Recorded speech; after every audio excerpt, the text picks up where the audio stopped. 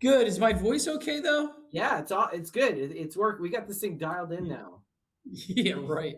Um, so man, it's getting cold out here. We're gonna get like this massive storm coming through. They say not to go outside because trees are gonna start exploding. They're so cold. What is the temperature there? It's not that cold yet. It's only 29 here, but I think in the Midwest it's like gonna be way cooler. It's gonna be Yeah. like it'll get down into the teens, single digits tonight probably. Dang. But we're Yeah, gonna that get is like a cold. foot and a half of snow or something like that. I don't know. It's supposed to be cold here and we're getting rain. That's what's happening Yeah, here. no snow in LA, right? No. No snow in LA or in Orange County. Well, I've got So my electric snowblower all charged up, so I got three wait, sets wait, of wait. batteries. It's electric? It's Yeah, electric? battery operated. Yeah. When did you get that? Oh, I've had it for a while. I've got a Oh, video on my channel about it. It works really well. No more gas to oh, mess around with. oh, that's cool. Yeah, you just put two of the batteries in, same batteries as my lawnmower uses. Just put them in there, and I've got three sets of batteries. Just continuously charge them. Nice. So I'll be all set. So, all right. So we got some Tesla news. So yesterday, Tesla basically removed Autopilot from all new vehicles. So if you go buy a new Tesla now, it will not self-steer at all. Like all it has is cruise control. What do you think about that? I don't like that. That's terrible. But it's not okay, wait a minute. It's not removed from all Teslas. Any new Tesla won't have that. Is it Right, correct? right. Yeah, Only if yeah, you buy okay. a new one. Yeah, yeah, yeah. So what So they're that's terrible. Yeah, yeah. So what they're trying to do, like our Teslas came with autopilot, so we'll still have it, right? And that's Yeah. that. If people that don't know what it is, a lot of people don't know the difference between autopilot and FSD, right? Autopilot will steer on the highway, anywhere, not on the highway, even on the highway. It'll steer on any road. It'll brake for cars. It won't stop at stop signs Oh, yeah. or red lights or anything like that. You still have to take control. But if there's traffic in front of you, it'll slow down, stop, start off again, and stay in the lane. Right now, Yeah. just about any vehicle. Like I saw someone post like a Nissan Versa for $30,000 has like lane keep right now. Right, like all cars Yeah. have it. Subarus have it. Yeah. Um, so Tesla is taking that away unless you pay for the FSD subscription, which is $99 a month. Um, Yeah. No. yeah, so they're basically trying to push it, and they took away the ability to purchase FSD outright. So it was $8,000 to purchase it, right? Yeah. Um, Now it's just a monthly subscription. Now it's just a monthly subscription like everything else. Yeah. Yeah, and then on top of that, they also said that once it reaches unsupervised, so that it'll just drive, um, that they're gonna raise the price on the subscription probably. When you can like Yeah. just sit there and take a nap or whatever. Oh, yeah, right. Um, that's what I do every morning when I drive in. Yeah. No, so that you know what? I only use cruise control, really. Oh, really? Yeah, I don't use what's the other one called? What are the Autopilot. different levels? I can never remember. Autopilot. That keeps you in the lane, right? And Yeah. that slows you down. I rarely use that. Hmm. Okay. I use cruise control.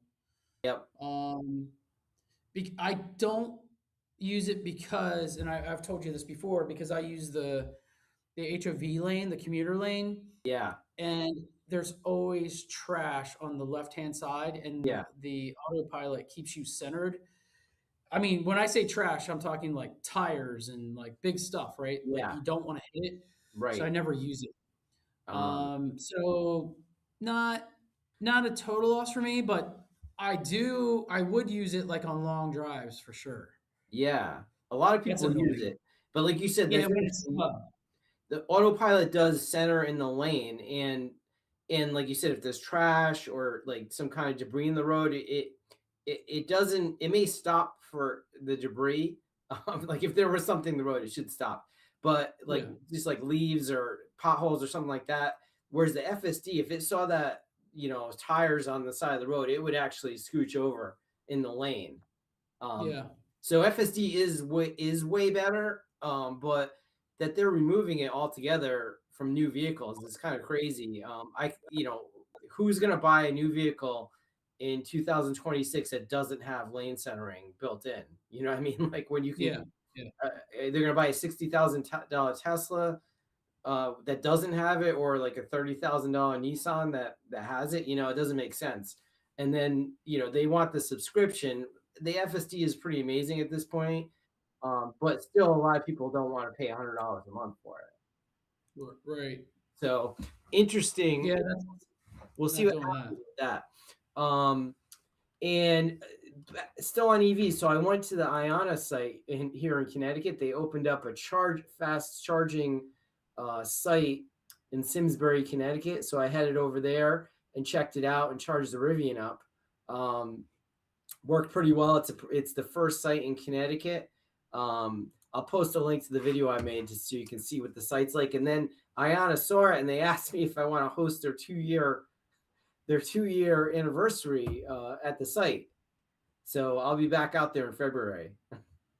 So you will officially host? Are you saying Yeah, I don't that? know what it involves, but they're on their 2-year Well, anniversary. you're greeting people, right? Aren't Yeah, you I'd be greeting greeting people? people, handing out swag, something like that. So it's on the 2-year anniversary, which it is. When is it? Yeah, so it's gonna be. Let's see. It's gonna be in February 7th, to mark the 2-year anniversary. So yeah, it's a pretty cool charging network. Like they're ramping up really fast, and I think it's going to be like second to Tesla. Like if you're not going to a Tesla supercharger, you're going to want to go to an IONNA rechargery, just because like it's maintained well. They have awnings on a lot of the sites. Not this one. Yeah. There's usually a little store there. You can go in and use the bathroom, get snacks, and they Yeah. always work. So they're going for So like a month. Um, so it's your new gas station basically. yeah, it's like your local gas station. And this one was interesting. It wasn't, how superchargers are right off the highway. This one is like more of like a urban or a metro area where I think people, it's not very close to the highway, but I think people are going to be commuting to work. They'll be going by it. Maybe they live in apartments and they can't charge at home. And then Yeah. they'll stop there and charge and maybe get something to eat. There's a Chili's there, America's best restaurant. I wanted to go there Chili. so bad, but Chili. Oh my God. so yeah, they're putting them in nice in good areas. So yeah, join me back out there February 7th, and we'll see how it's running. Is Um, there a Chili's there? there is a Chili's. There's Chili's, and then there's an Italian restaurant, Maximia. We ate there. It's like Brandy's favorite restaurant. What's that one? It's called Maximia. It's like a local Oh, Connecticut chain. oh, They've got some really good. They're like the best restaurants in Connecticut. oh, nice. So we went in there and they had pizza. And like Anna said, the Connecticut's the pizza state. That's what they called it. Like they're Oh, opening a really? charger on the pizza state. Oh, I didn't know Yeah, that. Never yeah. knew that. So we didn't get pizza, but they gave me some bread that like looked like pizza. So I just put a picture of that. I didn't want to actually buy a pizza, um, but it was good. It was good. So yeah, we'll be back out there. All right, so we want to talk about some Wi-Fi stuff today. So first of all, EnGenius announced that they have a private cloud now, right? That is right. Yeah. Um, You want so to talk about that? yeah, we talked about a little. I mean, so this is something that not a lot of. It's not something everyone's going to want to use, right? There are some people that are against using the cloud. The EnGenius cloud is free to use. So why would you want to host your own cloud on a server unless you had a requirement to do so, right? Yeah, exactly. Like, yeah, there's definitely instances like financial businesses, like Yeah, they don't want to have any data, let alone like this is we're talking about management data of right. networking devices, but you also have client device data on there. So they don't want that in the cloud. So they want to put that on like a server that's located in a secure location at on their Right. premises. Right. So yeah, it's gonna be, there's a special person that can't use cloud, right? And then basically this is a version of the cloud that they can install on. It's a Docker container that runs. They can install it on Windows or Linux or whatever platform they're running Docker on, and then register all their access point switches to that instance. Yeah. That's right. All Yep. right. Yeah. So So you'll be able to like manage, like organize. You know, if you're familiar with cloud, you'll be able to manage organizations. If you do want remote capabilities, you would then go into like what is called a Connect license, and then it basically will allow you to use cloud to connect to the remote locations. So okay, gotcha. you will have that ability, but yeah, it's meant for like on premises. You know, one like Canada, for example, in regards to cloud, there's some verticals or industries that the cloud servers have to be in Canada, right? So Mhm. in those instances, you could use like on cloud on premises or private cloud, I should say, in those areas, or like the financial district, any government, you know, maybe prisons or something like that. Mhm. They want to store locally, not on cloud, for example. Or if you didn't have an internet connectivity in your site. I mean, I had somebody that people always say that, but just about every site has I internet. never run into that. You I never actually, never but run into people are that. like, well, what if there's no internet on the site? Uh, I guess they could use this for that too, if there is a site like that, right? I mean, you could do it. You could with if you lose internet, even with cloud, it will Right. still work, It'll still right? work. So yeah, But like people are like, we know that if you lose internet, the cloud access point switches will still work. They just pull the configuration from the internet, right? But it's all stored. It's all stored locally, yeah, also right? So locally. But I still have people call it, well, this site has no internet connectivity. I can't use cloud. Like there's like absolutely no internet. So I mean, then yeah, that's another area they could use this local private cloud, right? that's right. Yep. Yeah, yeah. So all Yeah, right, so that's an option. So now with EnGenius Cloud, you have EnGenius Cloud, and then you have a version of EnGenius Cloud in a as private cloud. So now you have a container, little running more in a choices. container. Um, Yep, all right, so I'll put a link to that below if anyone wants to try it out. And there are pro licenses available. If it's free to use, but then you have pro licenses for the pro features. And then, like you mentioned, the Connect license if you want to connect between sites. that's right. And Yeah. then the other thing you want to factor in is that currently EPC supports EnGenius switches and access points only. They don't do Uh, routers, PDUs, extender switches, okay. and cameras. They don't support that yet. Gotcha. So just be aware of that. It's only switches and APs right now. Okay. All right. Well, it's there if anybody needs it. All right. But we had some changes coming through the firmware that you were really excited about, right? Yeah, yeah. So I'm running the ECW 536. We just launched the ECW 536S, which has whips and WIDs on it. So you have that variation there too. But there's a new firmware, which I just posted on LinkedIn, which is version 1.8.110. And what that provides is it supports standalone mode. So you have a local GUI for flexible device management in network environments or deployments not managed by cloud. So you can actually have a 536 and configure the 536 in standalone mode. You don't need to use it with cloud. Nice. So that will flow through all the APs from what I understand. But the first one is the 536. It will happen on the 520. It will happen on the 526 as well. Hmm. So that's already available. So let me see, just looking at the 520. Not on the 520 yet, but on the 526, the 536. We did write a firmware for the 520, and there's some folks out there that have it.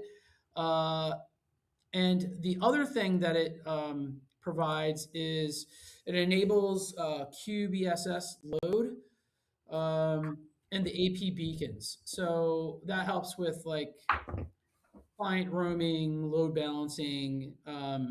It gives more information to the client devices so they make better decisions and like high density kind of deployments. So Mhm. it adds that into their to the mix, and then it also allows configuration of a custom NTP server for IT environments requiring like independent like clock synchronization, and we do run into that occasionally. Mhm. So we do have that in there as well.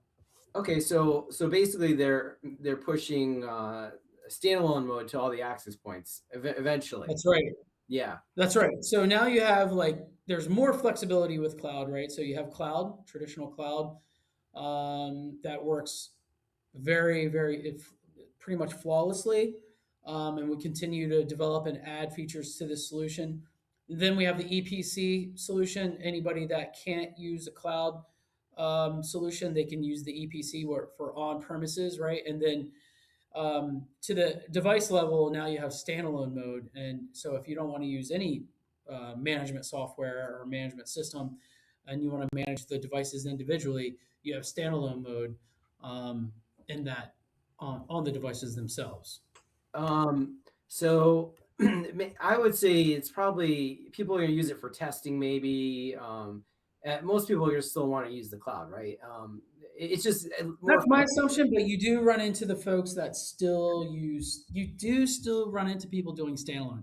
I would say in the smaller deployments, like in residential, Yeah, they'll use it there because they don't see a need for having a cloud account. But those people don't understand that cloud is free, and most of the things that they want to use on the individual device yeah, is free anyway. right. So they don't understand that, or they don't see that or read that or investigate that. So standalone mode helps them with that. So Yeah, I mean, it seems to me like it'd be going backwards. That you want to use the cloud because it's going to alleviate support issues, right? Like it's just going to work. You can be able to monitor your customers remotely. It's free to use. When you go standalone, then you start running into these issues again. Like, oh, well, it's not working. Like no one knows what's going on, right? Like, um, yeah, I mean, you definitely have to look out for firmware updates, things like that, right? mhm. You have to pay attention to that. But then there are the folks that it's working, there's no issues, I'm going to leave it alone, right? Yeah, for Until like sure. until new devices come into the environment, and then maybe that's when you want to look at like firmware updates. But if you're using simple SSI, a couple SSID configurations, It's probably gonna be you fine. know, not a big deal. Yeah, it's probably fine. Now, let me ask you: Are they in the standalone mode? Did you see if they're adding any client bridge modes in there or anything, or it's just access point? No, it's just it's AP mode, mesh mode Okay, only. okay, No client. Yeah. I will take a look at that. We do have we have an unofficial client bridge mode that we test internally. mm-hmm. So when we come out with like when we came out with Wi-Fi 6, when we came out with Wi-Fi 7, there was no client devices out there. Yeah, So we basically turn our access points into client devices to test connectivity to Wi-Fi 7, test like speeds and all kinds of things. So internally, we have that capability, but we don't put that out there yeah. I mean sparingly. that would be the only reason I would want to use it, right? Like to maybe go into a client bridge mode, um, Yeah, in like bridge to access points. true. I mean, you could turn your printer into a Wi-Fi 7. Your huge honking printer that Yeah, costs thousands of dollars. You can attach a 536 in client bridge mode and then connect to like a Wi-Fi 7 access point. I right. mean, I don't know if you're doing large documents, then yeah, maybe, but you know, you could do stuff like that for sure. Yeah, it's good. The flexibility is good. I can think of reasons we'll use the standalone mode, and definitely for testing. Like if you think there's a problem with the AP, you can put it in standalone mode and do a test with it without any other connectivity. Yep. All right, Yeah. Brent. So later today, what I'll do is I'll use SecurePoint, our client VPN Hmm. software, and I'll VPN into my home network and check out the local settings on my 536. So Well, yeah, I'll put up a screenshot of mine. I'm gonna reboot mine and see because it should have just updated the firmware too. yep. Yeah. All right, guys. Anything else this week? I think that's it. All right. Remember to like and subscribe. Let us know